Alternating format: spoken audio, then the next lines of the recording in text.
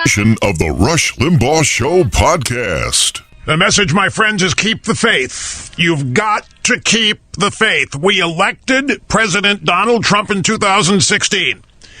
We elected him precisely to oppose and stop what we are all having to put up with right now.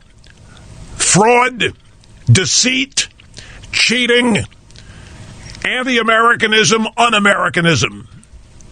We've had our fill of it. It has reached a boiling point. We wanted Donald Trump. He was a fighter for America First policies. He wanted to make America great again, and he did. He was off and running 3.5 years of an economic rebound, the likes of which this country hadn't seen, and then the coronavirus hits, and everything falls apart, starting at not falls apart, but everything is just rendered into mass total confusion. But he fought, and he is still fighting to uplift all Americans. This is the thing that everybody's got to understand. Donald Trump is not.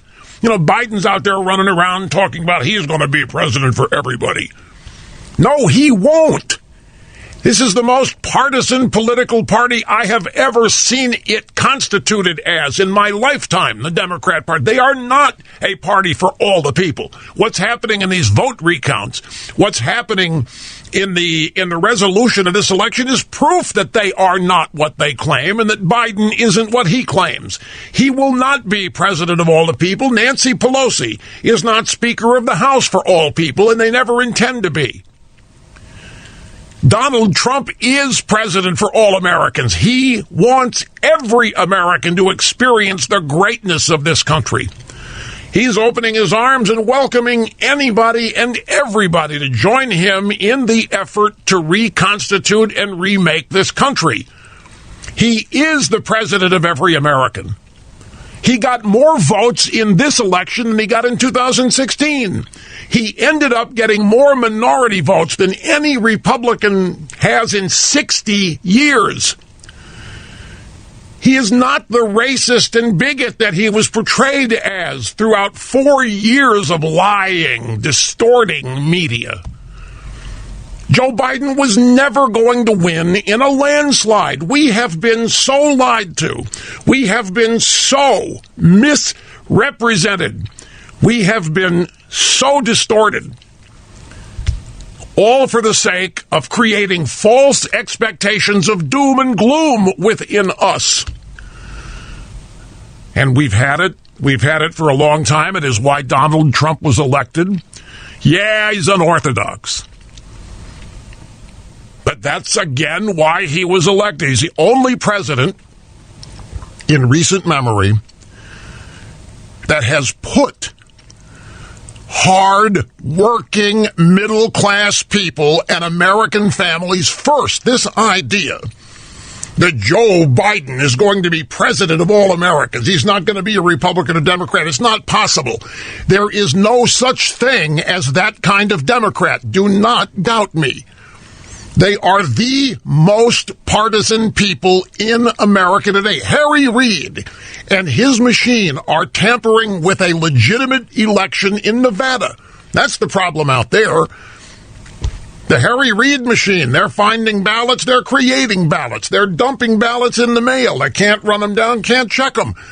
There's a guy up in Michigan or Wisconsin who's having a fun time. He's entering the names of dead people in a voter database and finding out they're all voting. Why is it that average Americans are having to do this? Where is our Department of Justice? Where are the institutions in our government that are supposed to protect us and safeguard us? Why is it up to the American people to do the jobs of people in government who are paid to do these jobs, to defend and protect the Constitution? They all swear an oath to do that. Got to keep the faith, not just in word, but in action. And the president has to continue the fight. The president has to take every legal action he has open to him to reverse the Democrat political election corruption and win again for the real American people. This is not a time to abandon him, and I'm not suggesting that any of you are. I know it gets harder and harder to keep the faith because it seems like it's an overwhelming task. It seems like no matter what, particularly, as I discussed yesterday, we play by the rules. We want to do everything legitimately so that when we win, it's legit, that it is real. We don't want to get where we end up with fakery or by way of cheating. We don't want any. We want it all to be legit. We want legitimate mandates. We want legitimate majorities. We play by the rules as best we can to get there, and we're up against people that don't even care about that, and they smirk, and they mock, and they laugh at, and they make fun of people that play by the rules. Well, what a bunch of fools you people are. What a bunch of jerks. It's easy. You people going to hamstring yourself by playing by the rules. That's what we're up against. I think it's frustrating. It seems like the bad guys constantly win, that we're constantly losing, but we're not. Donald Trump was elected, and I think he was reelected. And I think that's why all these shenanigans are going on. They know he was reelected. The Democrats, the media, the pollsters, they have all been oriented toward one thing, and that is getting rid of Trump for 4 years. Why should they stop now? Why should an election be legitimate when nothing else they have engaged in has been legitimate? They ran a phony, they ran a real coup based on phony. There wasn't even any evidence. I mean, it's nothing they have accused Trump of doing has been true. There is no evidence for any allegation they have made. All the irregularities and illegalities and questionable things that have happened in the last 4 years have been taken out and done by people on the left in the Democrat Party. Why should they stop now? This election, remember all of this garbage, all of these polls after poll after poll after poll that showed a blue wave and a landslide. You think that was accidental? You think they got it wrong? They didn't get it wrong. Now these voting scandals are exploding out there, and they are horrible. It's embarrassing. What is it? Dancing with the Stars can count 130 million votes in 5 minutes. And so can some of these other little entertainment TV shows. And we can, too. This is what everybody needs to know. We can count votes. This country can figure out who won an election on the day of the election. We're just not doing it. We're not doing it because there's a political party that knew they were going to lose on Election Day, and so they're trying to reverse that. And they've got the usual friends on their side, making it look like it's all normal and it's all above board, and even got some of what we thought were friends helping them out, like calling Arizona before they called Florida for Trump. Now in these recounts, it looks like they're finding all kinds of new votes, and you know what? They all seem to be for one guy. How can that be? How can everything be going in one direction, and it's always in the pro-Democrat direction? None of it makes any sense unless it is all purposeful. You note how there are no problems in stopping the vote counting in Ohio or in Iowa, Indiana. So why Michigan and Wisconsin? I'll tell you why. It was all pre-planned along with the polls and the media to fabricate this phantom Biden landslide hoax so that when they cheated, it would seem irrelevant because the nation would be conditioning Biden's going to win anyway. This is the dirty little trick that is unfolding. They create this notion that Biden's going to win in a landslide anyway. And then they have all of their polls line up, showing Biden winning by 8, 9, double digits in some places, and it doesn't change until slightly before the election. Tightens a little bit, but it's still Biden all the way. And they've all been wrong. Every damn one of them. Not a single apology yet. No, in fact, you know what they're doing? They're blaming you. They're blaming you. You're the reason why the polls got it wrong, because you don't tell them the truth. And that's another trick of the left. They come in and their policies do great damage to America, great damage to American institutions and American people, and they end up blaming you for it. They're blaming you for getting their polls wrong. They're blaming you for not being able to do their job. They're blaming you for being able to screw them up. But however you slice it, it comes down to you are screwing them up. It's your fault that things are the way they are, and that is not true at all. It's not even close. So again, with the polls showing this massive blue wave that didn't happen, how in the world can we pick up, 7 seats in the House, hold the Senate? Trump gets more minority votes than any Republican in 60 years. Trump gets millions more votes this year than in 2016, and he's losing? How does this happen? How does this work? There was supposed to be a blue wave. Nancy Pelosi was supposed to engineer 15 or 20 Democrat House pickups. There was going to be a blue wave in the Senate. The Democrats are going to pick up the Senate. The Democrats are going to pick up the House, add to the House. They were going to pick up the Senate, have the White House, and we were going to be off to the races. And none of that happened. We're going to hold the Senate easily and gain seats in the House with women, with minorities. And yet Trump is going to be sent packing in the midst of all this. He's the guy responsible for it. He's the reason the Republican Party is attracting voters that it's attracting now. It isn't the party doing it. This is another big misnomer happening out. I've heard the press, the media, the left talk about, wow, the Republican Party is doing really well, but no, the Republican Party doing jack with minorities. It's Donald Trump that's bringing in minorities.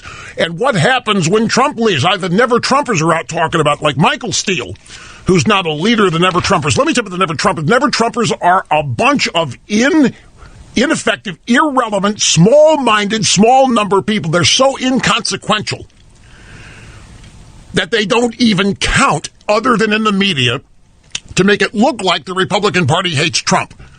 So here's Michael Steele, Lincoln Project, Never-Trumper organization.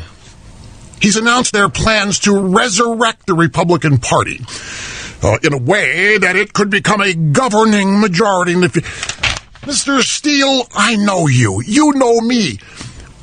Have you lost your mind? Donald Trump's done this already.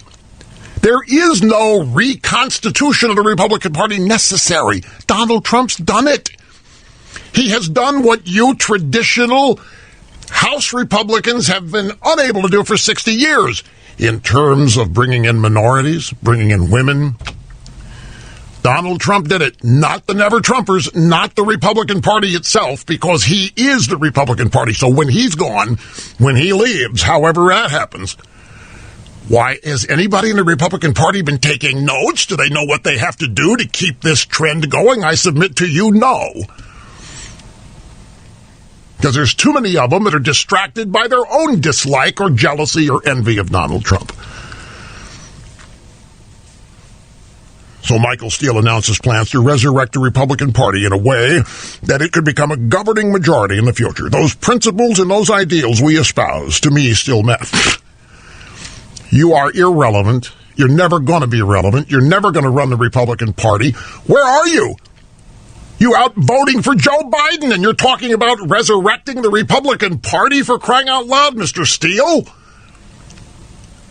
Do you even realize what's happened to you? Do you realize where you are?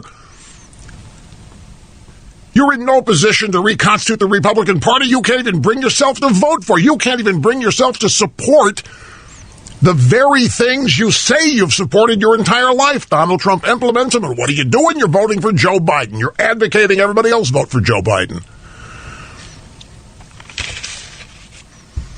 You don't have a constituency. You don't have a base. You don't have anybody Republican Party cares about you guys. You have totally missed that Donald Trump's already done the reconstituting. He's already done the heavy lifting. 95% of Republicans in America love and support Donald Trump, not you. They don't even know who you are.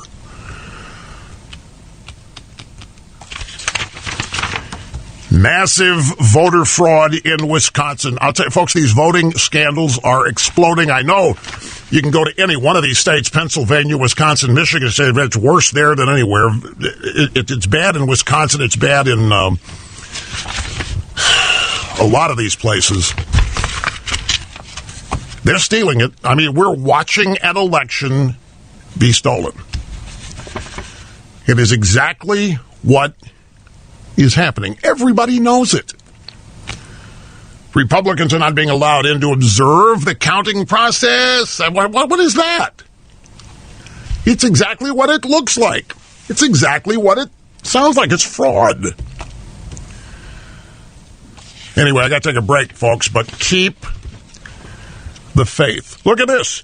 A Postal Service whistleblower in Michigan is claiming that his bosses were engaging in voter fraud. James O'Keefe, Project Veritas, found it. Not the Department of Justice, not law enforcement. A citizen journalist, James O'Keefe. United States postal worker on Wednesday said that his supervisor named him Jonathan Clark, Traverse City, Michigan, potentially engaged in voter fraud. Details are coming up, but I got to take the break. Hang on.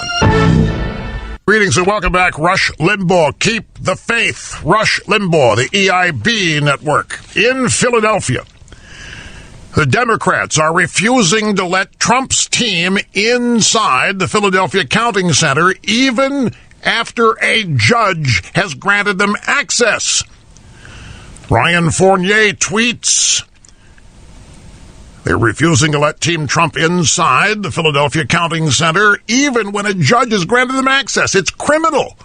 So even when a court says the Trump team gets in there, the Democrats think, screw you, Trump team, and screw you, judge.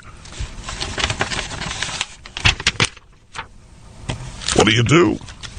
You force your way in. Nobody forget it. Telling Trump to stand down. They're telling Trump, you're embarrassing yourself. They're telling Trump, you need to go back to being president. Stop this candidate stuff. You need to be above it. You need to stop this. You need to start acting presidential for once in your life, Trump. That's what they're all saying. Even some Republicans, even some Trump supporters are telling Trump, you gotta grow up, man. You gotta stop acting like a spoiled brat child. You gotta go back. You're president, man. You gotta start acting like being president instead of acting like a candidate. Let them count the votes, man. Have faith in the system, man. That's what they're saying. 20 years ago, in year 2000, Al Gore fought until December 13th over one state, hanging Chad, Florida, and the media cheered him on the whole way, even as he took it all the way up to the Supreme Court. Trump is told to start acting presidential. Trump is told to stop complaining on November 4th. Mr. President, you take it as far as you can. Don't listen to these people telling you to be president. You are president. By virtue of that, whatever you do is presidential. Another brief timeout here at the bottom of the hour. We'll be back. We will continue after this. Welcome back. Rush Limbaugh behind the golden EIB microphone. Telephone number 800-282-2882. Email address lrushbaugh@eibnet.us. The Pennsylvania Supreme Court. I wonder what are these people hiding? The Pennsylvania Supreme Court has overruled the Pennsylvania Commonwealth Court ruling that allowed the Trump campaign to watch the count of mail-in ballots in Philadelphia. Commonwealth Court said, yes, the Trump campaign should be allowed in. Pennsylvania Supreme Court has overruled that and basically said the Trump campaign cannot observe the mail-in ballot count in Philadelphia. What are they hiding? I ask that rhetorically. What are they so afraid of in allowing people to observe the ballot count? Here's Kate in Carson City, Nevada. We start on the phones with you today. Great to have you. Hi. Oh, Rush, it's so good to talk to you. And I praise God every day you wake up. And thank you very much. You know that. Yeah. Listen, I am here in Nevada now, left California. And we are so furious here because let me explain it to you. The Clark County and Washoe County are the two blue counties in Nevada, okay? They're the ones that have stopped counting or whatever it is they're doing. Both Washoe and Clark County went for Trump. I am sure of it. And the reason they did was because it's a repudiation, really, of our governor, Steve Sisolak. He ruined this state's economy, and he is trying to continue to ruin this state's economy. And the people of Nevada voted against him by voting for Trump.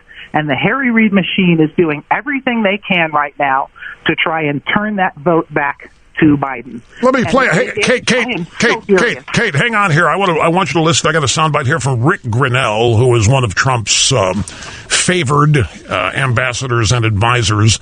And I guess he's out in Las Vegas. I can't tell. It looks like he is. He's the acting director of national intelligence. Now, he held a press conference to talk about the vote count in Nevada. And here's a little bit about what he said. Ballots are not automatically legal votes until they're checked. We are not being allowed to check. The Harry Reid machine recklessly threw ballots into the mail, and now we cannot check. Whether or not there are non-residents, which we have evidence, publicly available evidence, that you all in the media should be also looking at, it's publicly available information that non-residents have voted. What the Harry Reid machine has done is throw out recklessly ballots, and now they don't want us to check those ballots, and we are seeing discrepancies all over. It sounds like what he's saying is that the Harry Reid machine is just flooding post offices and mailboxes with phony fake ballots, and that nobody can check them, and they're being counted. Is that right? I'll tell you yes, and the one thing that we have that is really our only hope here in Nevada, we have Barbara Cervasi, who is the Secretary of State. I don't know exactly what kind of authority she has, but I'm sure she has some authority to oversee the final result. And I'll tell you what, we just need to pray for that woman to stay strong in this whole thing. She is the only Republican in the executive branch in Nevada, and she won by a slim majority. Well, she's kind of outnumbered then. She's very outnumbered. Rush. So and let me tell you something. The Catholics, the Christians, there are millions of people praying right now for the truth to come out, for the truth to be revealed, and for you to be healed. So, well, I'm a huge believer in prayer. Kate, thank you very much. Kate, for those of you that don't remember, she's a old friend, a caller. I've never met her in person, but when I was in Sacramento, 1984 through 87, she was a frequent caller of my program out there at KFBK. She was having a mental block in the city in California where she was Fairfield, and she's great. Now she's moved to Nevada and has become our roving phone correspondent from Nevada. Look, I appreciate the power of prayer, and it's, I believe it's magic. Well, it's not magic. I take that back. I did not utter that word. I think you know what I mean by it. It is, it's powerful. But we're going to need more than that. And I'm not trying to be contrarian or anything. But man, folks, these scandals are just exploding out there right in front of our faces. And they're almost doing it with a smile on their face. I'm watching Democrat commentators on TV tell me how this is going to end up. Biden's going to win. You watch, Mr. Limbaugh. Biden's going to win Pennsylvania. He's going to win Wisconsin. He's going to win. Throw in a couple other states. He's going to win by bigger margins than Trump did in 2016. It's going to be extraordinary. Mr. Limbaugh.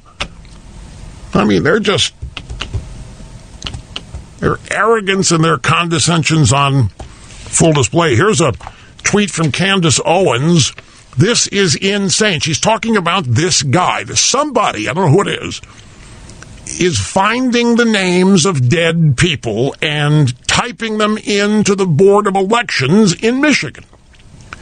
And finding that the whole heck of a lot of them have voted, despite the fact that they have been dead for years. Candace Owens, he is literally plugging in the names of dead people, and they're all returning as having voted in Michigan. She asks, where is our Department of Justice on this? Why is it taking regular Americans to expose this level of obvious corruption? It is a great question, and you know what it reinforces, folks? You know what it reminds me of is how alone Donald Trump has been as president since the day he was inaugurated. By alone, I don't mean you. I mean, he's had his voters, his supporters, his base. I mean his party. He's had some help from Mitch McConnell, but Mitch McConnell benefited. Judges, confirmations, federal district courts, Supreme Court, so forth and so on. But in terms of the party, I know it's Trump's party now, and I know he runs it and all that, but I still get the sense that you watch Republican commentators on TV, and there are all these establishment inside the Beltway types that come from the branch of the Republican Party that thinks their place is to lose with honor while occasionally winning and then apologizing for that, saying they didn't really mean to. It just strikes at how alone he's been, but it hasn't stopped him. He's had people in his own administration attempt to undermine him. You know, a great example of that. Remember this huge, unsigned, anonymous op-ed that ran, I think, in the New York Times. It might have been the Washington Post, but it doesn't matter, one of the two.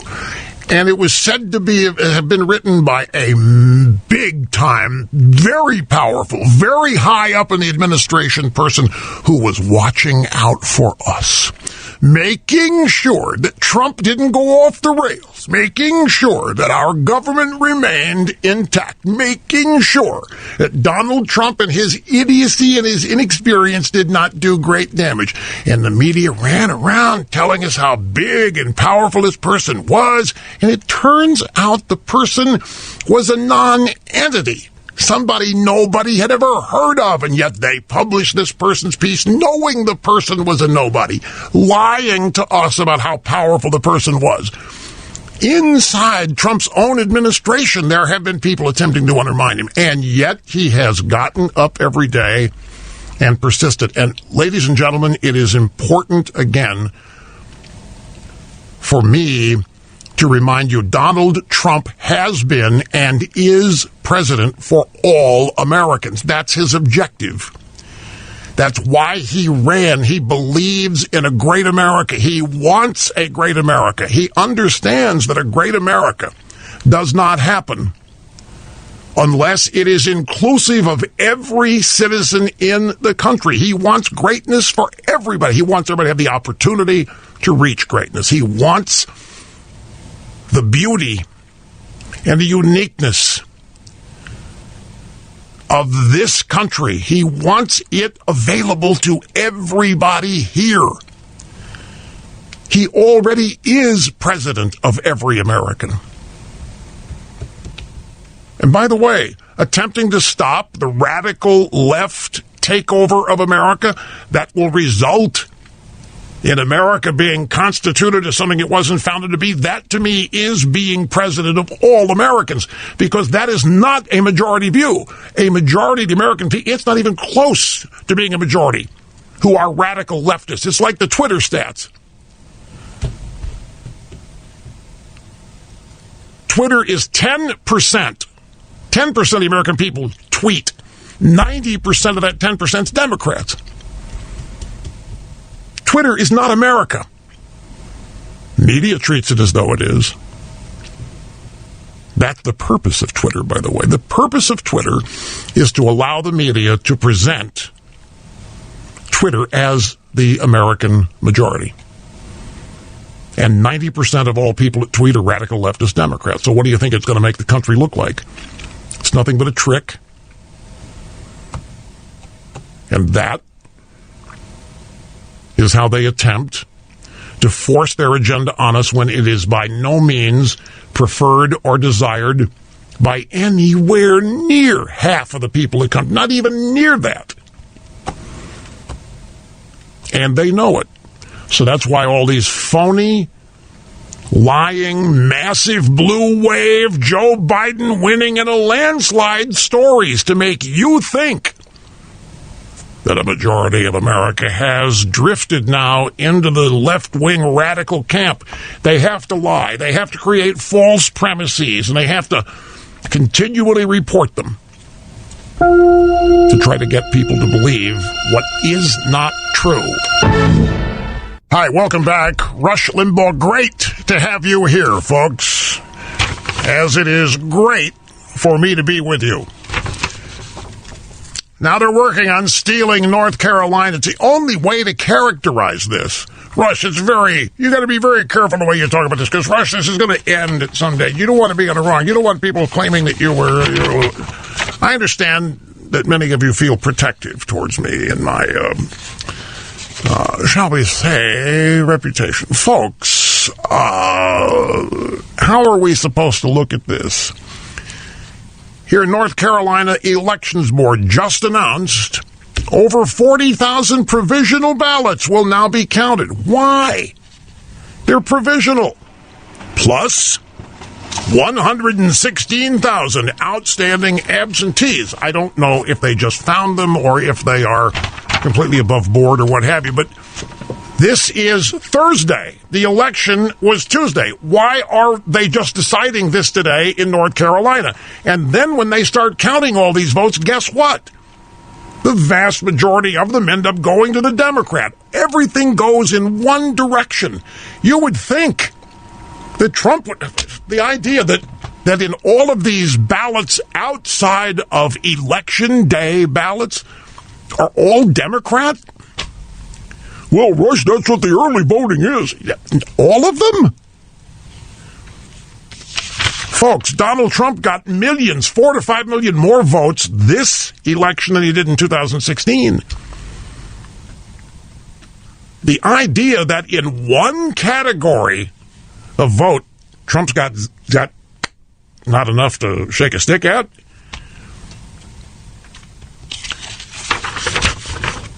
Now, there are all kinds of reasons for the Democrats to be doing what they're doing. And there's a simple fact that's going to result here that I'm not even going to get into it right now because I don't want you to say that I am starting to rationalize. But I'm just going to tell you that the Republicans picking up significant number of seats in the House and holding the Senate is going to blow every dream that Alexandria Ocasio-Cortez and the radical left had. It blows every dream. We're going to have gridlock like you can't believe if the Republicans have spines in the Senate. We shall see. There is, however, a good reason, I must admit. There's a good reason for the Democrats to pull out all the stops in trying to destroy Trump. And that reason is, what is the Republican Party without him? The Republicans, for the past 3.5 years, if they'd had their wits about them, if they could have gotten past this silly personality problem that they've had with Donald Trump, if they could have stuck to the issues, if they could have realized the opportunity they had, the opportunity to actually restore this country to the principles of its founding, if they had just joined us in that effort, we'd be looking at an entirely different landscape and picture today. And I will never forget this. I will never forget that the Republican Party, the establishment bunch, did not take advantage of this opportunity to smoke the left, to bury the Democrat Party for a generation, because that opportunity was there. Policy-wise, I'm talking about.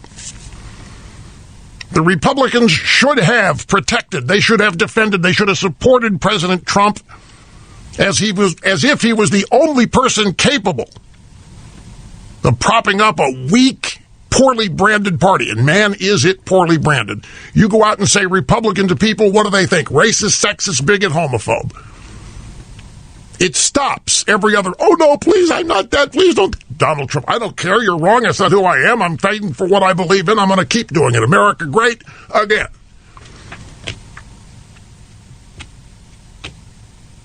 If they had just propped Donald Trump up, if they had just supported him.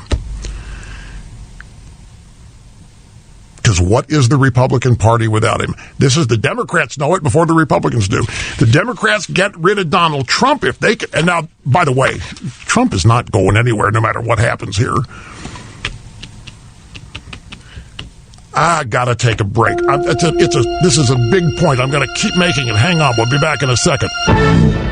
By the way, folks, apparently it is not true. The Philadelphia Supreme Court has not yet ruled on the lower court decision to let Trump people in. That was an Andrea Mitchell report. A flat-out, she was wrong. Andrea Mitchell was wrong. The Supreme Court of Florida, of Pennsylvania has not ruled yet. Keep the faith. Welcome back, folks. Rush Limbaugh and the second big broadcasting hour of the EIB network. It's great to have you with us as always. Telephone number 800-282-2882 and the email address lrushbo@eibnet.us. Okay, a little bit more time here to expand on this. Harmeet Dillon is one of Trump's legal advisors. She heads up a group called Women for Trump, Women Lawyers for Trump, Women Legal Beagles for Trump. I forget what the name of it is, but she's out there. She's good. She's competent. And she's a brawler. She is saying that the Philadelphia Supreme Court has not ruled that the judge decree in the lower court, the Commonwealth Court, which let Trump observers in, it's not the case. The Supreme Court has not overruled that. That report, by the way, came from Andrea Mitchell, NBC News, Washington. Apparently, she posted a fake story that the Pennsylvania Supreme Court had overturned a lower court, the Commonwealth Court, and said that Trump's counters could not go in, the Trump's observers could not go in. And the Pennsylvania Supreme Court says there's not even a filing on their docket. They couldn't have ruled on it yet. So it's more fake news. There's just so much crap going on out there.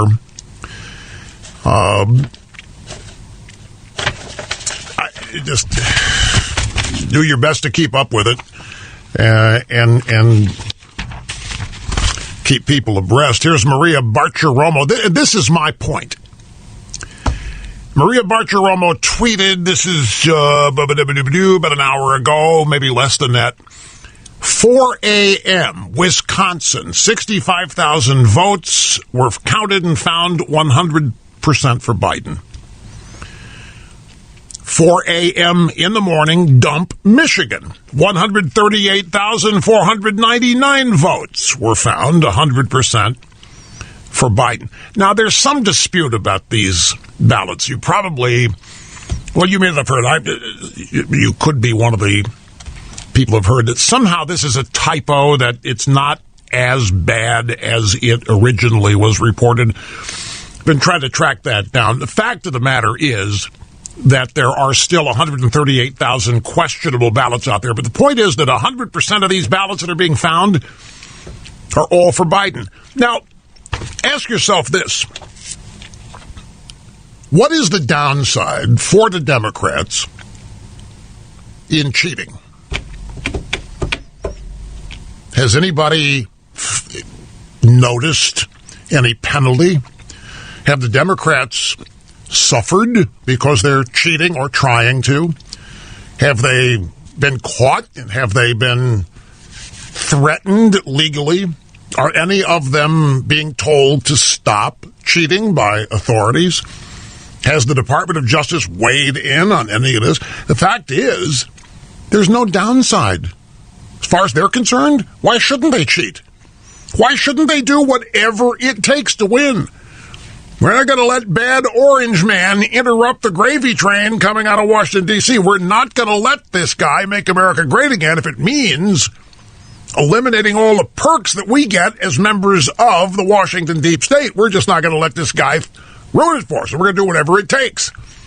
And if the Republicans want to join us, then they're more than welcome to. Hello, Michael Steele and his so-called Lincoln Project, the rest of these never-Trumpers. We're not going to let Trump make America great again. I don't care what it costs us. I don't care what it takes. And if we get caught cheating, so be it. Because nothing ever happens to us anyway. So if you look at it from their standpoint, what is the downside?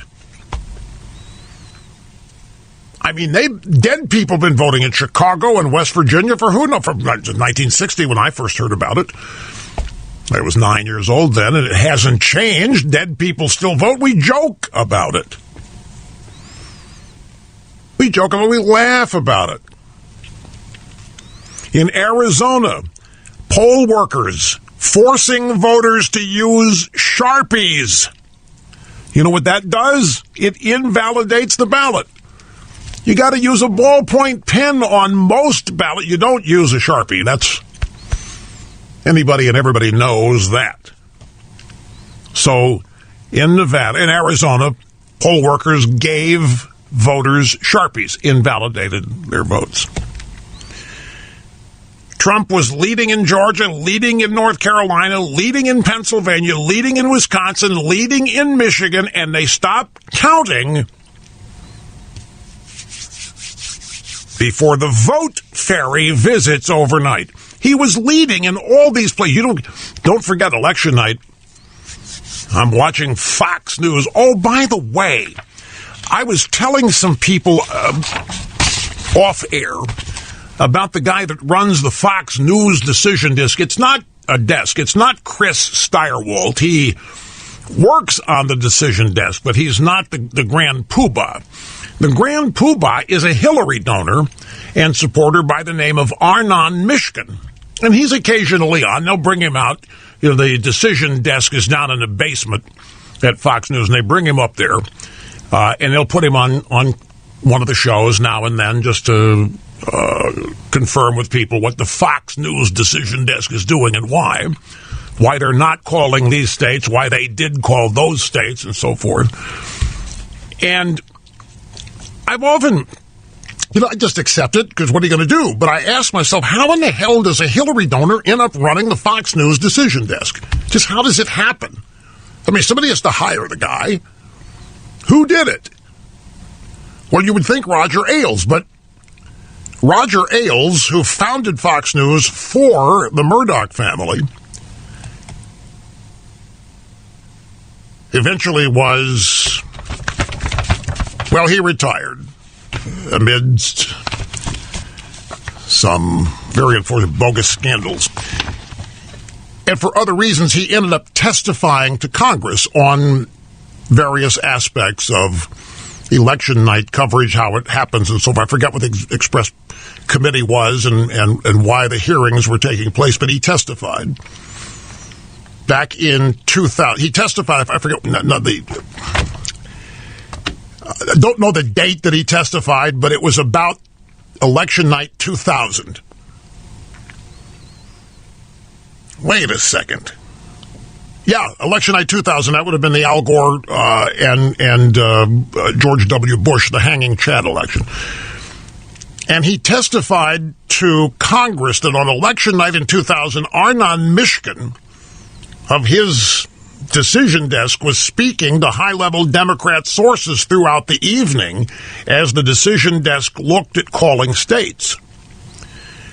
So Ailes admitted to a congressional committee that he had a Democrat, a liberal Democrat, running the decision desk who was consulting with Democrat sources throughout the evening in the 2000 recount in Florida. So, well, who hired the guy? And he's still there. And he's been explaining why they haven't called North Carolina, for example. Why haven't they called Georgia? Why haven't? And he said last night, as I look at the board, he was talking to Brett Baer, as I look at the board, Brett, I actually think that North Carolina could probably be the president's best shot here at winning another state. Yeah, well, I think they got different ideas in North Carolina. I think they're starting to find some ballots and have some other notions. The stock market is way up today. People have been commenting on that. You know why that is, don't you? The stock market's way up because the Republicans held the Senate. The Democrats didn't win this. If the Democrats had won the Senate, that's end of story. That's hello. We're going to implement the Bernie Sanders socialist agenda. We're going to have the Green New Deal. We're going to have all of it. We're going to end of fossil fuels. We're basically going to destroy the U.S. economy. Well, that theoretically isn't going to happen because the Republicans held the Senate. And so with that, you've got Biden, if he's the president, unable to implement any kind of an agenda unless the Republicans cave, which I know what you're saying. No, Rush, don't be surprised if it happens. We've seen it before. Yeah, I know. So Donald Trump, despite being called a racist, sexist, misogynist, xenophobe, Donald Trump got the highest percentage of minority Republican votes in 60 years. Trump did better with minorities, predominantly African Americans and Hispanics, than any Republican candidate has done in 60 years. Another way of saying that is that Trump won the highest share of non-white voters of any Republican since 1960.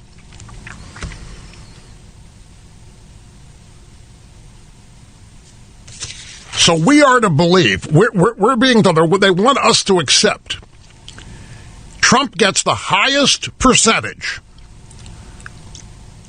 of minority voters voting for the Republican Party in 60 years, and yet the Republicans gain seats in the House, and the Republicans hold the Senate. There is no blue wave for Biden. There is no landslide.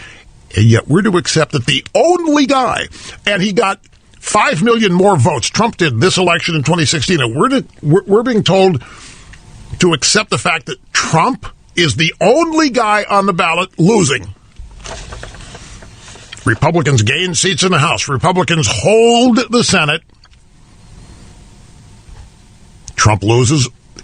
How many of you have heard that if the Republicans ever get 12 to 15% of the minority vote, it is over for the Democrats? We've all heard that. That's what happened here. And then you throw in the Hispanic minority vote count, and it's even better for the Republicans, better for Trump. Somehow, all this adds up to Joe Biden getting all these votes. Biden still gets more total votes than the Obama 2008 landslide? That's what they want us to believe? Nobody voted for Joe Biden. I hate to tell you, and I hate to keep making a point out of this, because a lot of people think, Rush, I've heard you say that. You realize it's irrelevant. No, it isn't irrelevant. There's nowhere near any enthusiasm for Joe Biden. The fact that he wins this, you chalk it up to anti-Trump vote, maybe that's what it was, but the idea here that a non-entity, a 47-year fossil in Washington, D.C., who has never gotten past the first stage of a presidential primary starting in the 1980s, gets all of these votes, has all of this support when nobody voted for him. They voted for some guy with a D next to his name on the ballot, but not for Biden. Rush, that's what we're saying. There's no difference. Yes, there is. You've got a guy on the Republican side that had massive support with a legitimate and real bond to millions and millions and millions of Americans, an unbeatable bond. And a guy that nobody even cared to vote for, just a D next to his name, ends up getting all these votes. Rush, you got to factor in that there's a heavy anti-Trump vote. I know that, and that's what I think it is. I don't think it is a vote for Biden. That's what... I don't even think it's a vote for Democrats. I think it's an anti-Trump. It doesn't matter, I know, in the big scheme. I put it in the hopper with everything else that I'm factoring in here to try to make sense of this, and it just doesn't make any sense. All of this stuff we've been told for all these years. Go out, get the minority vote, man. You got to expand the base, Rush. You got to expand it. You got to go out and get minorities. Did that. Trump has done everything. Except he tweets too much. And I don't know. First debate, really, why did he do that, Rush? That was so bad. It was so bad. His personality was so bad at first. Why did he tell Biden he was stupid? Well, I don't know, but he did. Anyway, let me take a brief break. We'll come back, continue, and get back to the phones. People have been patiently waiting, and I promise we'll do that right after this. Hi, welcome back. Great to have you with us. So think about this. We, meaning Trump has to litigate, he has to go to court to get Republican observers to watch the count. We have to go to court. We have to ask a bunch of judges, we need to really observe what's going on in there. We're entitled to observe this count. You make them let us in. Okay. So why are the Democrats in Philadelphia fighting it? I mean, if there's no cheating going on, if everything's above board, and if Trump's going to lose, and he's going to lose legitimately, and you just better get your arms around it, why not let the Republicans in and let them see Trump losing legitimately? Why are they afraid of this? You know it's the Biden campaign and Biden that are telling these people in the polling places to keep the Republican Trump people out. Well, I don't know that Biden may not even know what's going on at the moment, but his people. The Biden campaign, Bob Bauer is running the show. He's the guy from the Perkins Coie law firm. They paid Christopher Steele, the guy that wrote the Steele dossier, that was the foundation and the centerpiece of the so-called Trump colluding with Russia scandal. Bob Bauer runs that law firm. He's running all of this for the Biden campaign. You may have seen him on TV. His wife's name is Anita Dunn. Anita Dunn was big in the Obama administration. She was on television one day praising the military acumen and skills of Mao Zedong, or Mao Zedong, depending on how you choose to pronounce it. He's a mass murderer, and there she is on TV praising his strategic skills. Anyway, I keep reminding myself because my mind knows so much about these. If they've got nothing to hide, why defy state law and prevent Trump election observers in there to watch? I mean, they're clearly fighting this. The Democrats are in Philadelphia. Why? If they're so confident Trump's going to lose this, why not let Trump's election people in there and witness the defeat? Yeah, how humiliating would that be?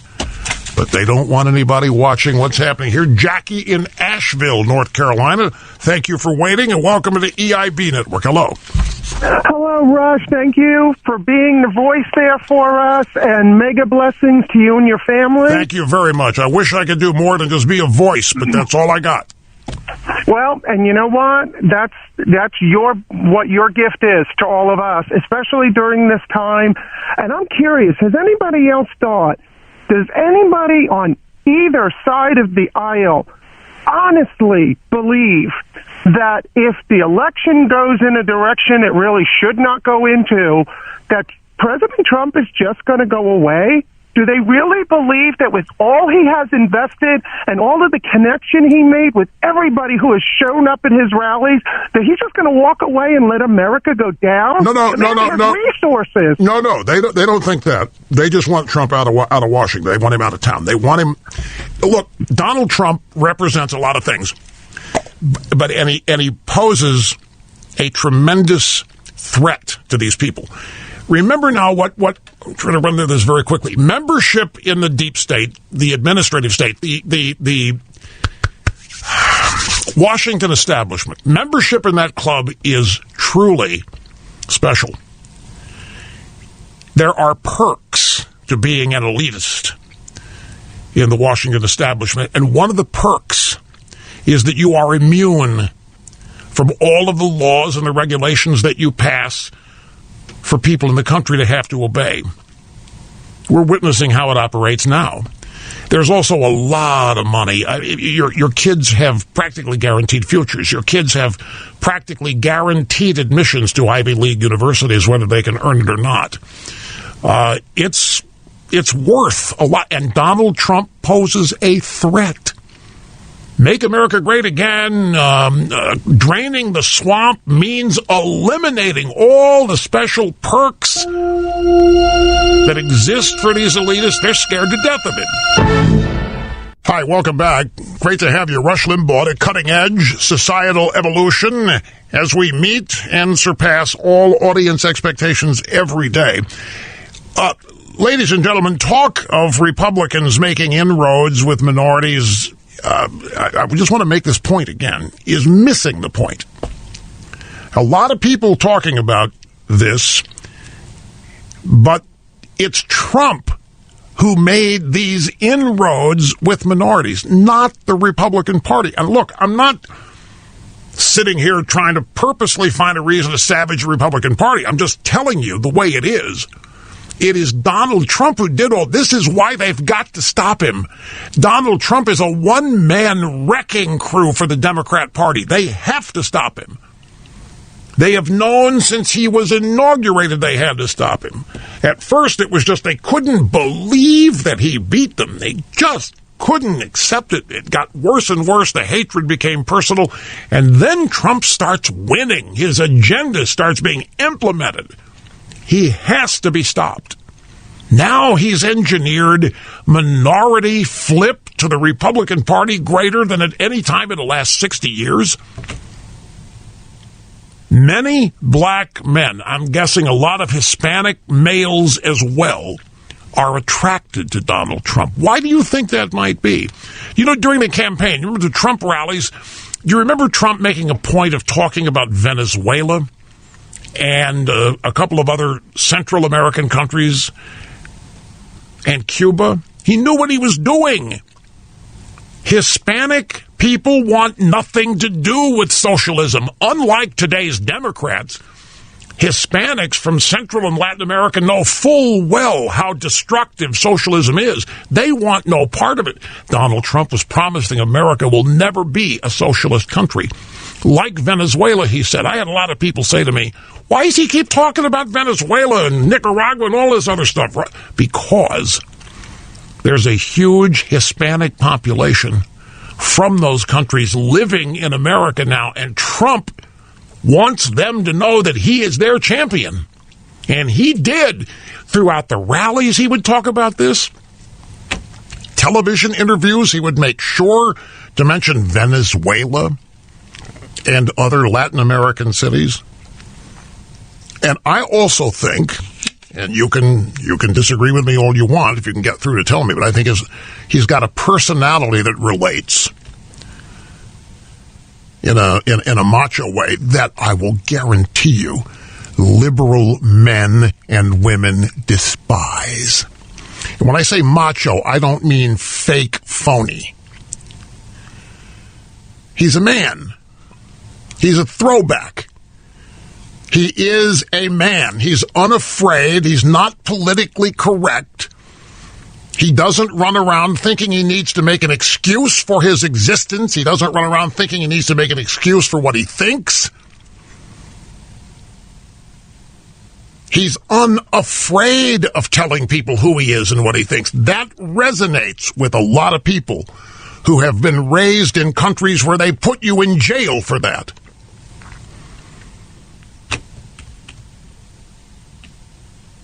Trump does not run from conflict. He thrives on it. In fact, he uses it to his advantage. He is a creative thinker. He invites conflict, even chaos, for the express purpose of creating a better environment for winning. He believes that conflict and chaos create a positive environment for winning. It's like a scrambling quarterback, big arm, eyes downfield, uncanny instinct for finding the open receiver. Republicans, on the other hand, they manage the game. They go to the prevent defense when they get a lead, almost as if they want to apologize for having a lead. So, okay, we're going to stop. We're going to stop winning here, and we're going to go to our prevent defense, and we'll make sure that we don't pile on too much here. Republicans never go for it on fourth down. Let's put it that way.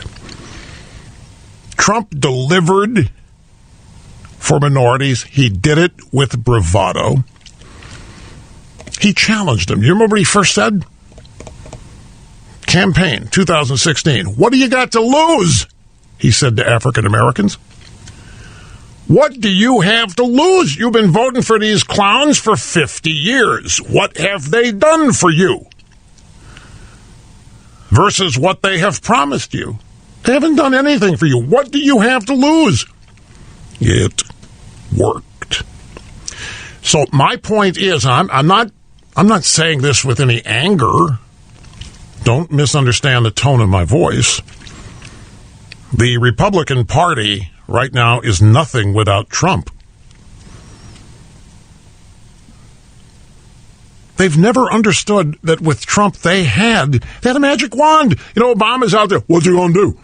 What's he going to do? Get those jobs back. Wave a magic wand. Apparently he has one. Because the jobs came back. The Republican Party with Donald Trump, they had the winning hand.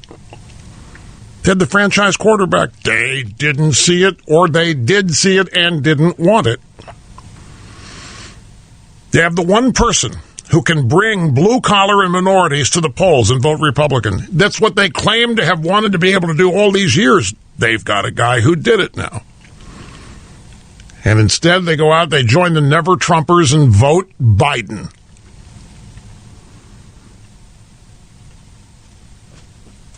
Too many of those Republicans wasted their time being embarrassed, while the voters Republicans desperately needed were impressed.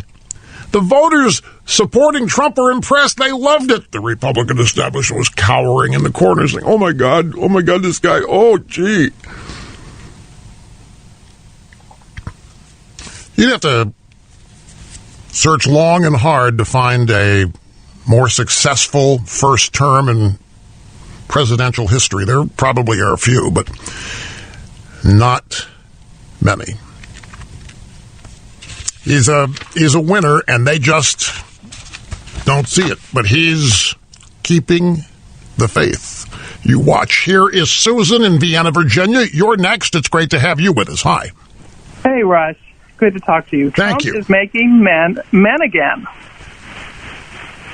And Trump is making men again. I like that. Yes. Yes. I like it too. I like it too. Rush, it's such an honor to talk to you and to tell you personally that I'm praying for you. I appreciate that. Thank you very much. Thank you. I believe that the visibility of all the rallies that people saw really put the fake narrative news. They couldn't hold it because we saw the rallies. We saw his car rallies, his boat rallies, everything. They were visible to all of us. And, I mean, there's so many of us that watched 3 and 4, 5 rallies a day. Yeah. And those were real people. In fact, my sisters didn't even vote for Trump, but they went down 2 states to go to a rally. And we exist. And I think, we're not used to, somebody fighting for us. And I think we kind of caved in a little bit and got a little upset yesterday. And I know for me, when I heard your optimism, in the fight, put the fight back in me again, and remember that it's Trump fighting for us. It's not the Republicans that are fighting for us. It's Trump. That's right. And sadly, but it's true. Yeah, but he's going to win this. And, Patriots, be strong. Well, that's the way to look at this. That's why I've decided to steal a phrase from an old friend, Vince Flynn. His motto was "Keep the faith," and it always resonated with me. I always loved it. So it's great that you're out there, Susan. I appreciate it. Hang in there. Keep the faith. We'll be right back. Hi, welcome back. Great to have you, Rush Limbaugh. Grab audio soundbite number 24. Guess who's back, folks? The Russians are back. Now, the Russians had nothing to do. I pointed this out yesterday. The Russians had nothing to do with this election when Biden was winning, right? They told us that the Russians were tampering with the election 3 months ago, 6 months ago, a year ago. They're planning on messing it. Then Biden shows up, starts winning the election. We never heard about the Russians. Now, this afternoon on ABC special coverage of the presidential election, George Stephanopoulos talking to the correspondent Martha Radich. Says, Martha, we know that before the election, President Trump's supporters' ears were tuned to hear the message about vote fraud, stolen elections, and all of that. Well, what happens after an election? So what's going on out there, Martha? I've talked to several of them, and several Trump supporters are completely turned off by what the president is saying. They don't like it. Others, however, in a very Trump town in Texas, they are saying that conspiracy theories are spreading like wildfire, that people are tuning into everything the president says. Turn around. We know that Russia was relatively successful in sowing doubt in our system over the last 4 years. Martha's probably right that after an election, people will be turned off by language like this. What if it works? We're vulnerable to it in this period, not just because we've been softened up by years now of Russian disinformation and disinformation domestically, right? There's all kinds of Facebook pages and Twitter feeds that you can follow that'll steer you wrong. And right now, as they're counting votes, I think the president himself is preying on this vulnerability. You believe this? The Russians are back, and Trump is trying to get Russian help. See, when Biden appears to be pulling away, winning, and no, the Russians have nothing to do with this, Mr. Limbaugh. No, we haven't found any evidence of Russian collusion or Russian meddling. Now that Trump supporters are not putting up with this, now that Trump supporters are demanding that there be some fairness in all of a sudden the Russians are back. It's amazing how that works. This is Steve in Anchorage, Alaska. It's great to have you, Steve. Hi. Hey, Rush, please let the First Lady of Radio, your wife, Catherine, know that we have her back as much as we have yours. Well, I appreciate that. I really do. Thank you very much, sir. Yeah. My job as a caller is to make you look good, and you couldn't have said it any better. These never-Trumpers better pucker up, Buttercup. They're going to have to cater to Trump to get anybody elected anymore. He's got to go to their district, their state, and they're going to have to cater to Trump no matter what, because there's too many Trump supporters that's going to look for his endorsement. That, we're starting to get a trend here now. People, I understand what you're doing. You're looking forward. Even if Trump loses, there's good news. I understand how you're thinking on this. And the Republicans are going to need Trump's endorsement going forward. There's a lot of that is going to be fascinating to watch play out. If you guys want to talk about this way, if you want to start speculating what happens with Trump losing, I think that he's not going to go away, is the only thing I'm going to say. And if the left thinks he is, if they think Trump losing this election means they are rid of Trump, well, they've got another thing coming. Steve, I appreciate the call. What's the question? I don't know.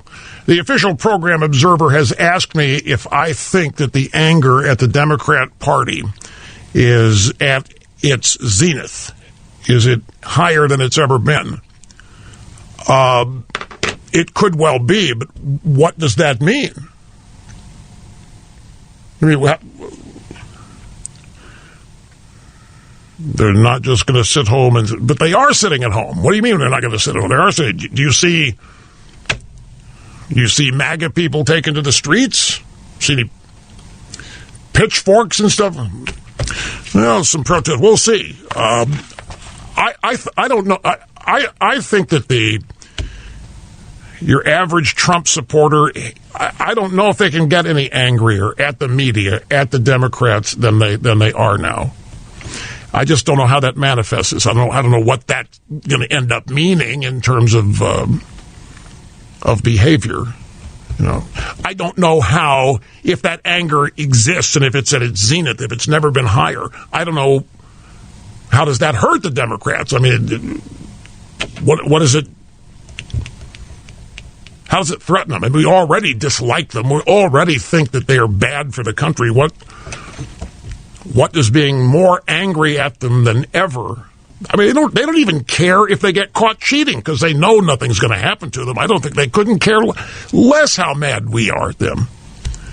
Julie in Rexburg, Idaho, you're next. Great to have you here. Hello. Hey, Russ, just letting you know everybody out here is praying for you and for this country, but for you too. Hey, I'm always been mad at the Democrats, but I am mad at our president. I am mad at our president. He knew this was happening. He tweeted about it. There's been those battleground states. They created laws to accept absentee ballots. This has been coming for a while.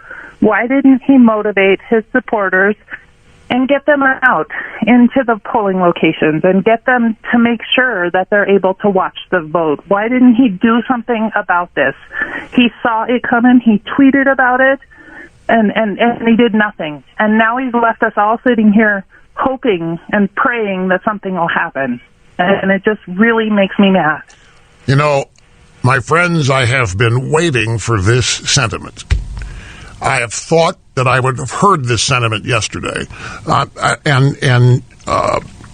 Julie, I'm not surprised that you have this attitude, because we've all known that this was coming, and the president did what he warned him. We've all known it was coming, and yet what really has you upset, and it's totally understandable, is despite knowing it was coming, we end up on defense instead of on offense. You're asking, where was the offense before this happened? Where was the attempt to keep the polling places honest and straightforward?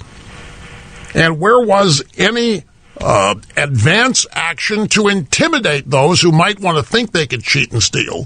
Why are we always reacting to things, especially the things that we know are going to happen? His supporters, we were on the offense. We protected our vote. We did the red wave. We voted in person. We went to all the rallies. We did what we were supposed to do. Why didn't he? And now we're left scrambling and looking like we're playing defense, looking like we're the ones trying to steal the election. Why didn't he have all these lawsuits in place to take away the 12-day absentee vote, allowance for absentee vote? I hear you. I'm glad you called, too. I'm out of time, however. I'm not running away from it. I have no choice. I got to go.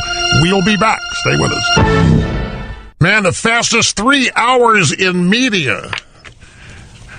The second hour here is approaching its conclusion. We are racing through it all today, folks, and we have one more to go. So sit tight, be patient, keep the faith. We'll be talking to more of you on the phones in the next busy broadcast hour, 800-282-2882. Be right back. And greetings to you once again, music lovers, thrill seekers, and conversationalists all across the fruited plain. I imagine a lot of you are buzzing about our most recent caller, Julie in Rexburg, Idaho. She very, very mad at the president. If you are just joining, if you're a welfare recipient just getting out of bed, just now turning on the radio and having your afternoon coffee, her point was she doesn't think any of this is necessary. Well, it was going to happen. She says that she's really frustrated with the president. She's frustrated with Trump. That everybody knew this was coming. That he tweeted about it. He tweeted they were going to steal. He tweeted that they were going to try to play games. And that's true. So her question was, why do you do anything about it in advance? Why not prepare people for it rather than just predict it?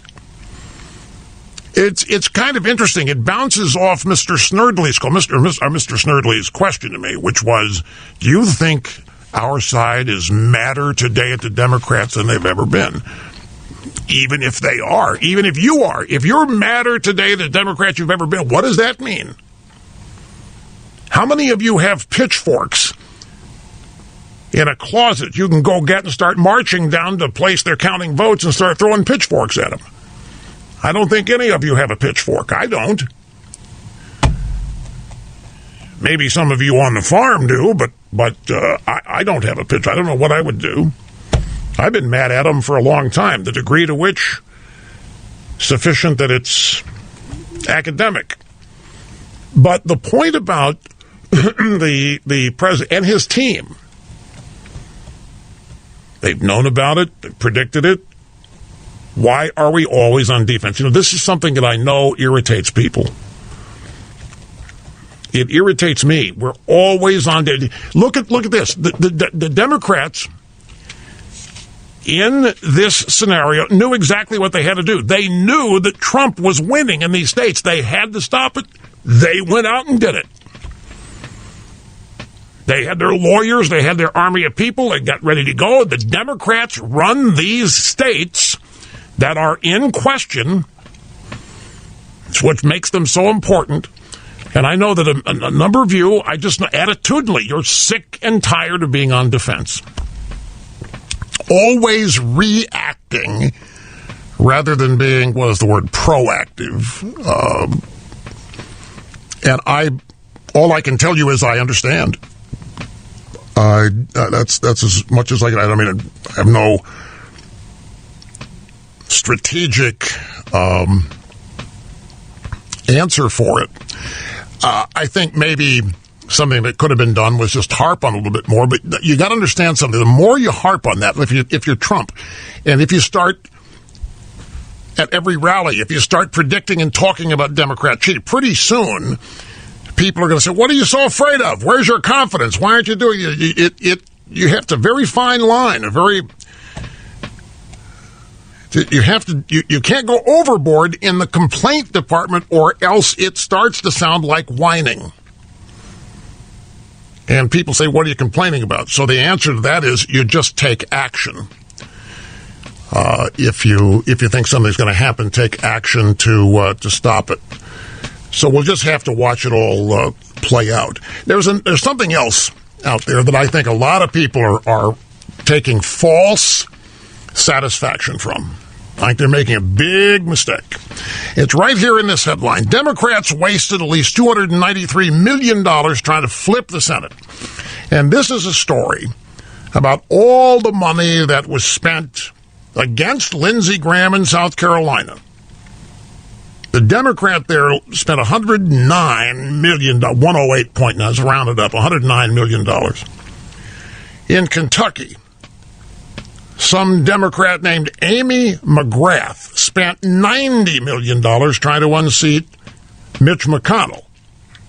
In Texas, the Democrat there lost to John Cornyn. She spent $24 million trying to unseat Cornyn. In Maine, Democrat Sarah Gideon spent $69.5 million trying to unseat Susan Collins. Now, in all of these races, the Democrats were winning in double digits, according to the polls. According to the polls, Susan Collins was toast. Lindsey Graham was toast, remember? Mitch McConnell, Cocaine Mitch, close to being toast. Didn't talk about Cornyn much. But that adds up to $293 million. So here's a story I got from Breitbart here. Democrats wasted at least $293 million trying to flip the Senate. They didn't waste it. I don't think. Yeah, they didn't win the seats, but they sure as hell sent them. And you remember how scared Lindsey Graham was? Lindsey Graham, when he would guest on the Fox News channel, was practically begging people to donate to his campaign, giving out the phone number and all on the website. They were scared. A lot of these incumbents were. Because the message was, we're going to come after you with everything we've got. We're going to come after you with more money than you've ever seen. And even if we lose, we're going to have more money after we lose than you have. We can outspend you anytime we want, and we will do it, and we will bankrupt you. I think this money, $293 million on these 4 Senate seats, yeah, it's money that they don't have anymore, but who gets it? Well, the money was spent on TV advertising. The way this works, the commission on ad buys on television is 15 to 20%. So the people that ran the campaign, say, of Jamie Harrison in South Carolina or Amy McGrath in Kentucky, the consultants who ran, they get 20% of all the money they spent on advertising. That's a lot of money, folks. So that money stays in the Democrat Party, stays with Democrat consultants, stays with the consultants' companies. The advertising money went to where? It went to media networks and media broadcast stations. Where does the money stay? In the Democrat Party.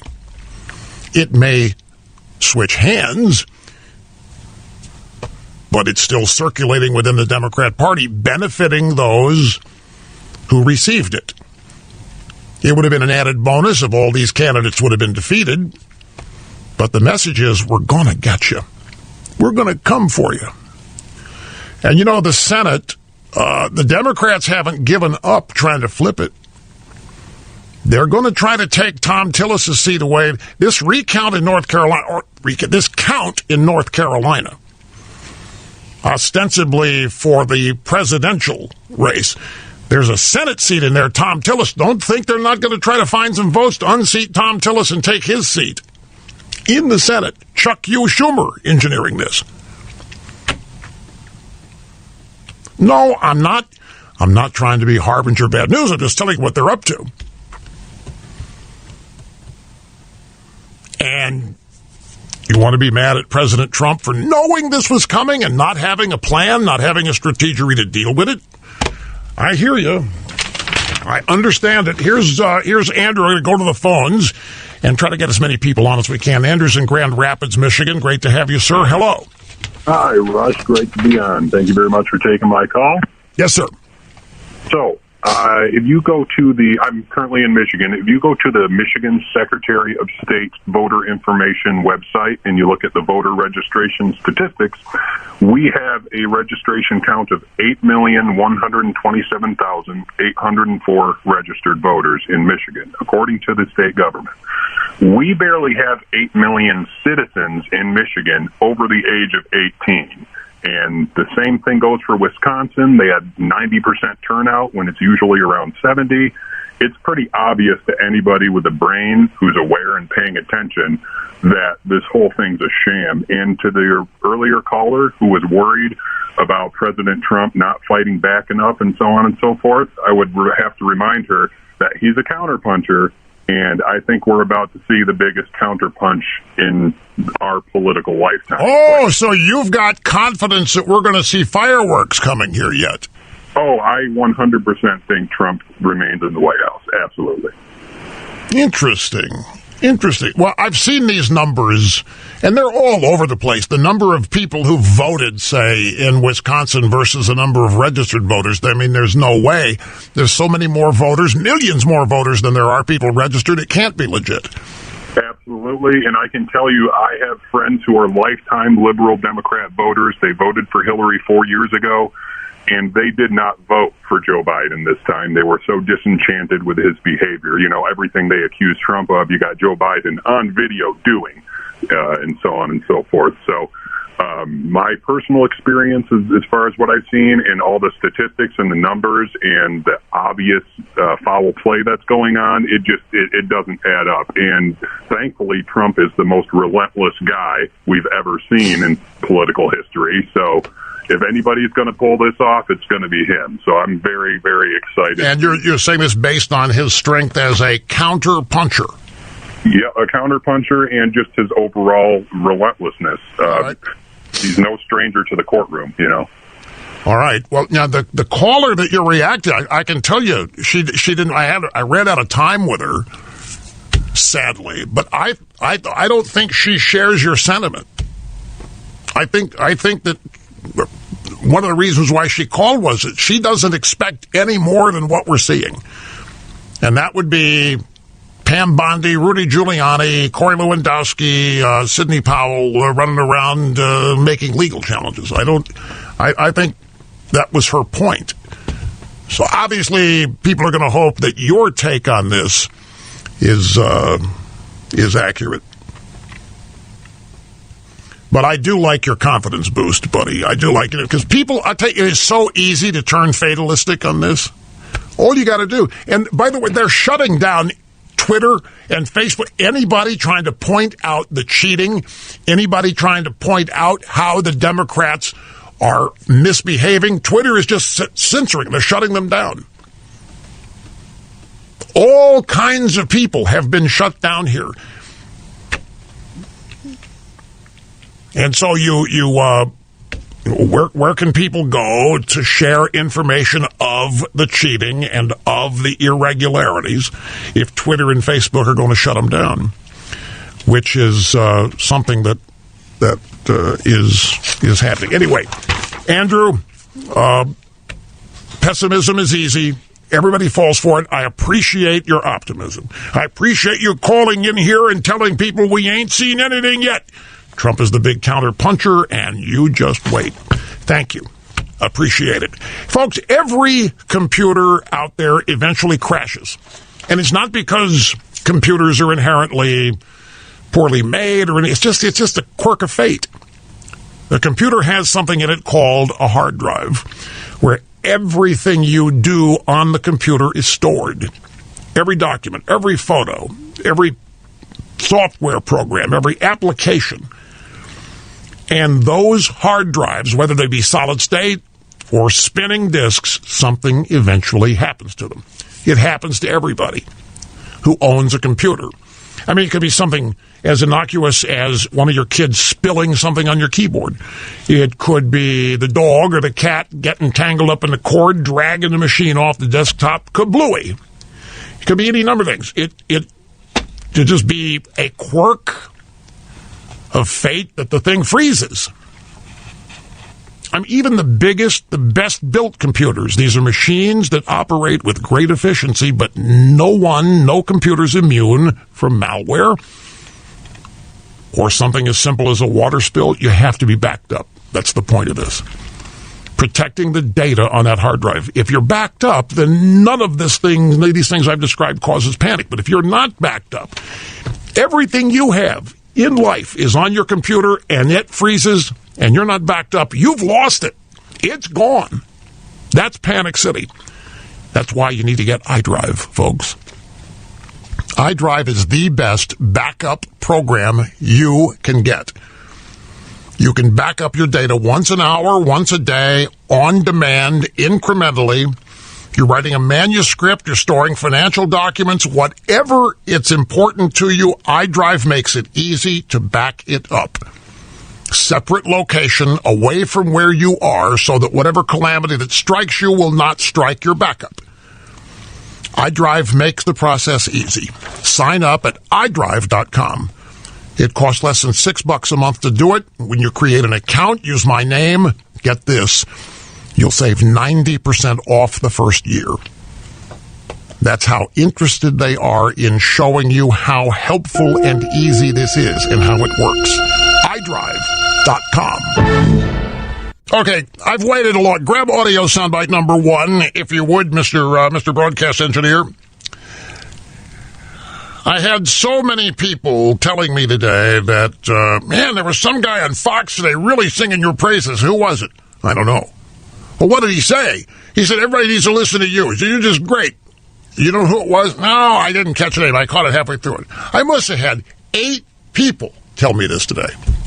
There's some guy on Fox, man, you got to hear it. This guy was, oh, man, he loves you. Who was it? I don't know. Well, it turned out, you know who it was? Tommy Tuberville, the newly elected senator from Alabama, the former coach at Auburn. He was on Fox and Friends. He's talking to Ainsley Earhart. She said, I have a friend who's conservative. He's a well-known coach. He doesn't want to get into politics, even though people are asking him to, because he's scared that it'll divide all the young men that he coached over the years, and he doesn't want them to know where he stands politically. Did you think about that, Coach, before you ran for the Senate? I had some of my players come out were disappointed that I was a President Trump supporter. But, I've studied this for years. I'm a big Rush Limbaugh fan. I believe in conservative values, and I believe about talking about them. We've got to fight back as conservative Republicans. We can't be quiet any longer. We got to stand up for the values of the people of this country. Tommy Tuberville. Now, I know why people were telling me about it. That's great. I thank you very much, Mr. Tuberville, Coach. I'm extremely appreciative of that. I really am. Here's Melody, Poplar Bluff, Missouri, not far from where I grew up, my friends. How you doing, Melody? I'm doing great, Rush. Mega dittos, Rusty Sharp, and I'm praying for you, and God bless you. Thank you. Thank you. I have a couple of things. I did want to comment on the girl that said something about Trump, but my main question is, how did they calculate the House and Senate votes so quickly and not the presidency when they are on the same ballot? That has been puzzling to me since, immediately they called the House and Senate, but they couldn't do the presidency, and it's all on the same ballot. I don't know. Just wanted to ask that.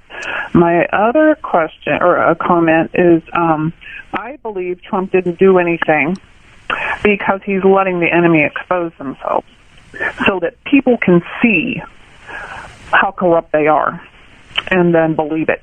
Because if he was to come out and say this, that, and the other thing, people are going to be, he's, sour grapes. Wait a minute. Do you think Trump's eventually going to do something about this, or you think he's just doing this so people can see how corrupted a bunch of cheaters the Democrats are? Both.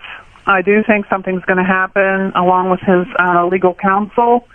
It may take time, but yes, and also to expose them. Well, it better happen fast, because the media's got everybody believing that if anybody in the media projects Biden the winner, then it's over, when that's not the case. But that's going to happen, I think, today.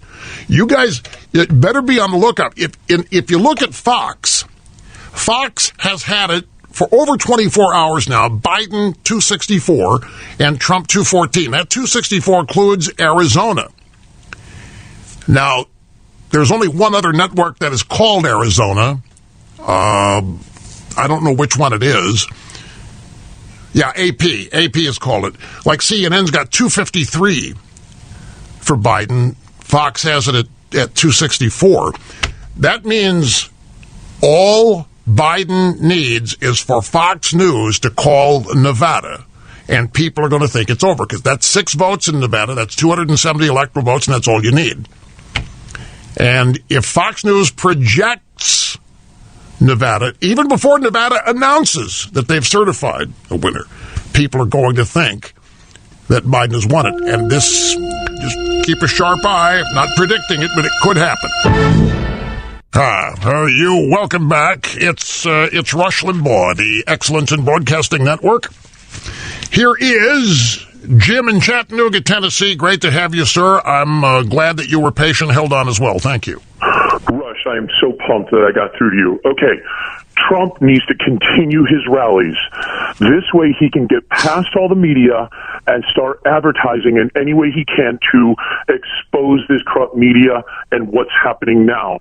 Just like the brilliant way you told us a long time ago, saying, using a football analogy, he is the only one on that football field going against all the NFL, all the college players, and everyone. And we are in his army. We are ready to join the field.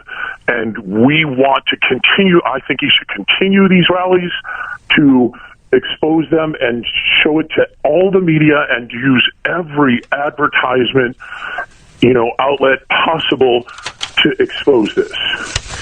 Now, you remind me. I've got a story here in the stack, Jim, and it's from a relatively new website, at least new to me. It may have been out there longer than I'm aware of. It's called Revolver, and this website post was from yesterday. The headline: "The steel is on. What Republicans must do next to guarantee victory." And let me go through some of the things this article says that need to happen. Every single ballot needs to be challenged in the Supreme Court if necessary. Now, that's easy to say. It's easy for people writing on a website, Trump needs to do this, and Trump needs to do that. You challenge every vote all the way up to the Supreme Court. Okay, fine, we'll put it on the list. Hold rallies in contested states. This is your point. In the days and weeks to come, Republicans cannot afford to sit on the sidelines. If they want the president to remain in office, they're going to have to rally in the streets as well and vocally reject this coup attempt for what it is. President Trump should immediately announce daily rallies in contested, corrupt jurisdictions in Nevada, in Wisconsin, in Michigan, Pennsylvania, even Arizona, Georgia, and North Carolina if necessary. I need to ask you, what are those going to accomplish, Jim? Seriously, don't. I'm not rejecting your idea. Just what is a rally going to do?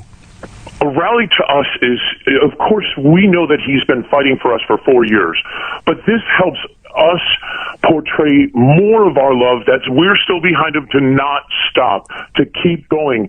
And it sends a signal to all the Republicans saying, hey, you better do this too. Not just Trump. You better do this continuing after him, even when he's gone after hopefully another 4 years, that this is the blueprint of what you need to do.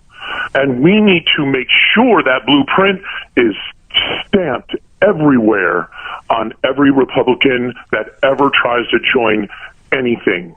And so this is the blueprint, and we want to be able to back him, saying we love what you're doing, fighting for us, and we want to continue that, and we just need to keep going. Let me ask you a question. Yes. Let's say Trump decides to do a rally in Pennsylvania. And let's pretend that logistics are not a problem. Let's say that there's an airport in Philadelphia that'll give Trump permission to fly in an Air Force One and do a rally with 35 or 40,000 people.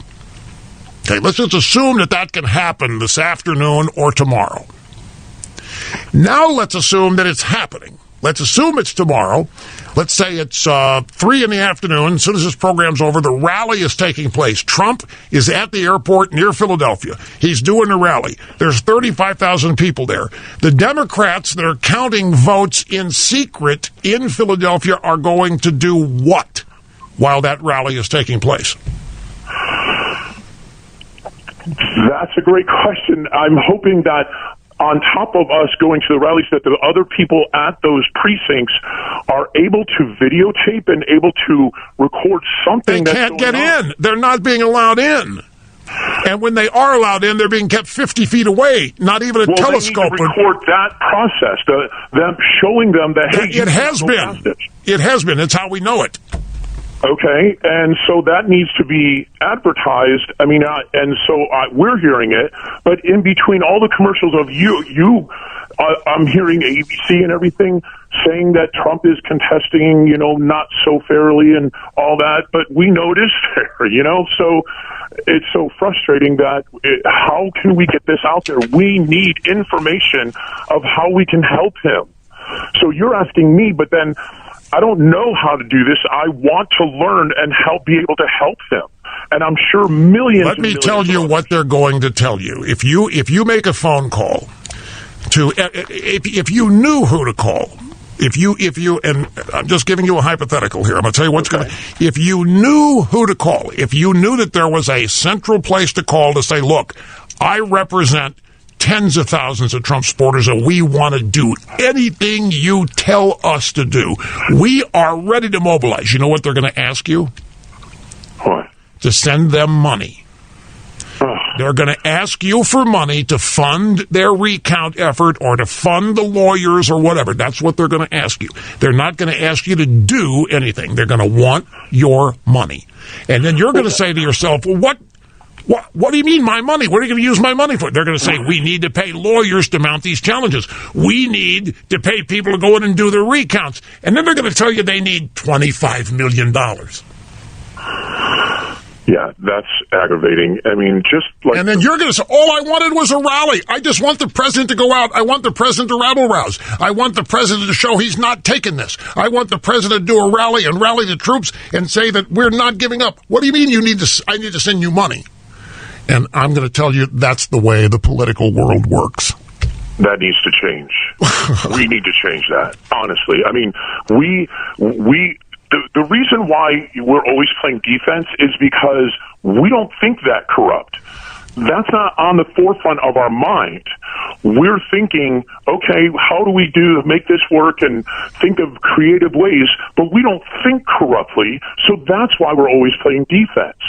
But maybe we need to... No, that's not it either. This is not your fault. You're playing defense. You're a voter. You're a supporter. You are a citizen.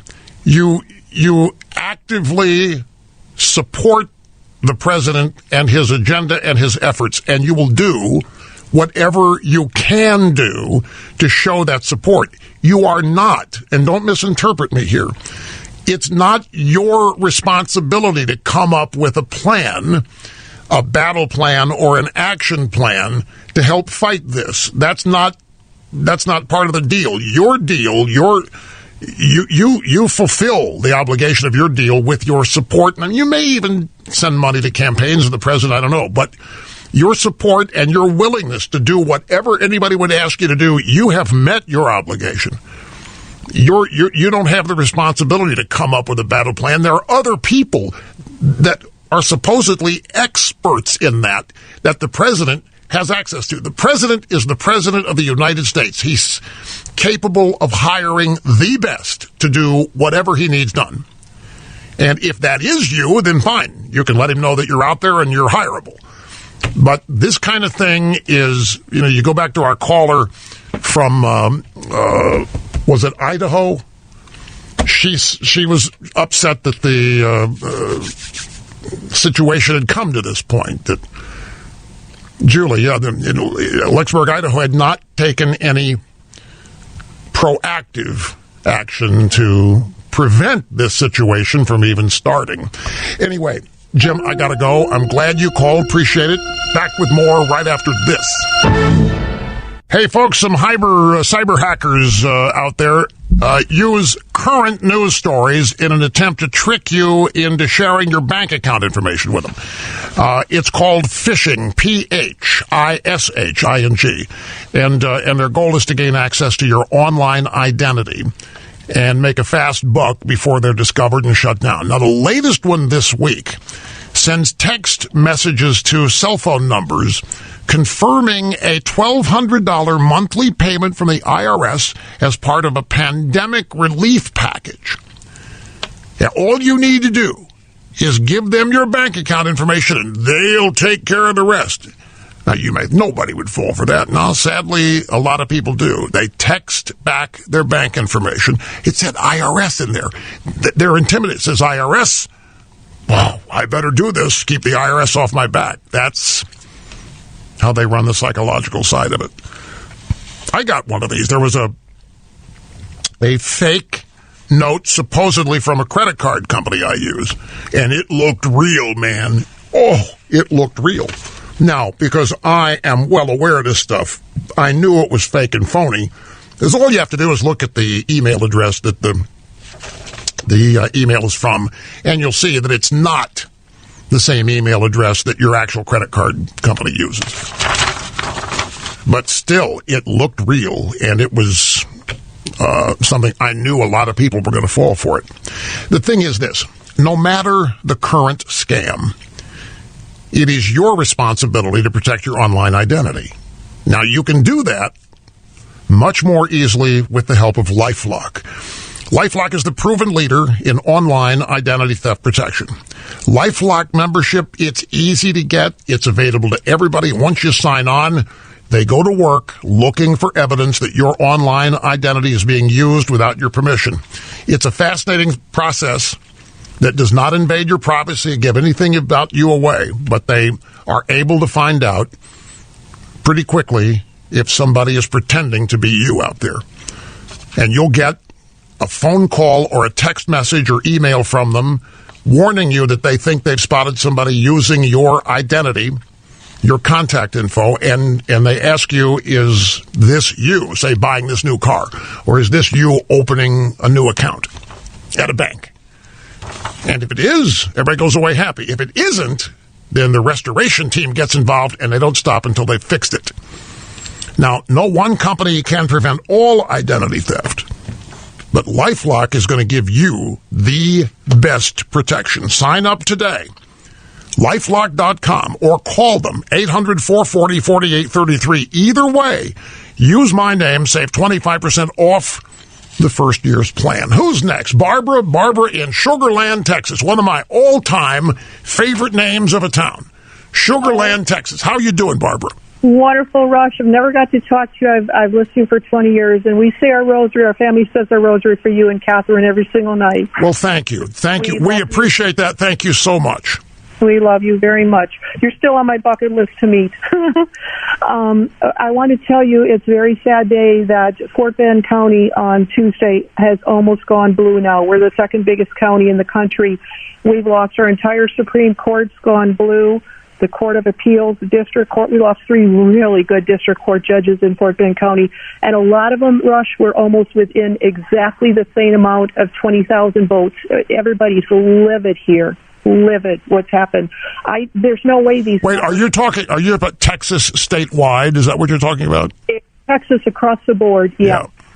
If you want to take something all the way to the Texas Supreme Court, you're totally destroyed in Fort Bend, because all the way up they took almost every single judgeship, took out every Republican judge. Look, I don't want to be an I told you so, Barbara. I have been warning people about Texas for over a year. I saw something, and it may be a little longer than that. I saw a county-by-county map of Texas, and I saw every county, except one, I think, every county on the Texas-Mexico border is purple.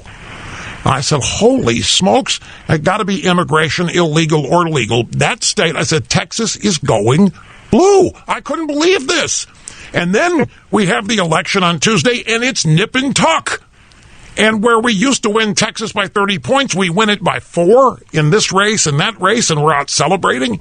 If we lose Texas, we're never going to win the presidency. We need those electoral votes. There's nowhere to go to replace them. Exactly. We may hold the House one more time, but we'll probably lose the House here because it's way too. It was very, very close this time. But it's just very devastating. I'm just praying, like the other callers too, Sekala and all those on that team. I pray that. I'll tell you what bothers me, Barbara. I'll tell you what is that as the Democrats implement their agenda and end up doing great damage to one institution after another, it doesn't seem to harm them. I can't believe Joe Biden got the number of votes. I cannot believe after they have shut down 7 cities and ruined 7 cities and allowed all this destruction, the economic destruction to businesses, people's lives. I don't know how people continue to win in these blue states when they do this, but they do. And I think it comes down to Republican brand marketing is so bad. So many people think Republicans don't care. They have no compassion. They only care about the rich. I mean, it's bogus. None of that is true. And yet, this is what the cliches that way too many Americans believe. Well, we're hanging in there, and I believe Sekala and all those will really help him get through. And don't give up on Trump. He's a fighter. I believe he's going to prevail. Well, a lot of people I know are waiting for this big counterpunch from Trump and the Trump organization. The people that think that there's not, this is going to get answered. People are fed up. Well, I hope they're right. I hope that there is a major Trump pushback on this. We'll have to see. We're just I'm telling you, look, that number of 264 on the Fox News channel, I've been paranoid about that ever since they moved Arizona, because that's just 6 votes away from 270, and that's how many electoral votes are in Nevada.